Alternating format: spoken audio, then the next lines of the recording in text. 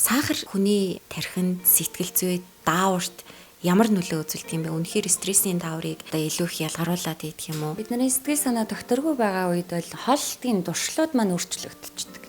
За ялангуяа нэг одоо өвчин намдагчтай адилхан. Бид нэр сэтгэлээр унаад ирэхээр глюкоз буюу одоо сахарыг бид нэр хэрглэж ийж одоо энэ хуурамчаар тэнд аз жаргалын дааврыг үйлдвэрлэх гэдэг. Тэгэхээр энэ бол нөгөө хуурамчаар учраас хэсэгхэн хугацаанд тухайн мөчөд яг нэг гоё мэдрэмж авчгаад тэгээ буцаа буурчдаг гэсэн. Энэ бол нөгөө үнэхээр үндсэнгээр нь би аз жаргалын дааврыг ялгаруулад тархинаас үйлдвэрлэегүй учраас хиймлэр өвчин намдагчтай адилхан. Тийм учраас өөрийгөө ингэж битгий хуураарай.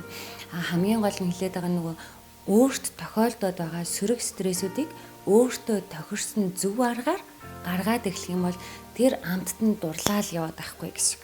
Тэгэхээр монголчуудын яг байнгын арга барил бол өвчин намдагчийг хэрэглэх гэдэг. Тэгэхээр эмчилгээ гэдэг бол хизээж өвчин намдагч биш юм аа. Жишээ нь ханаа төрсөн үнтэй адилхан те.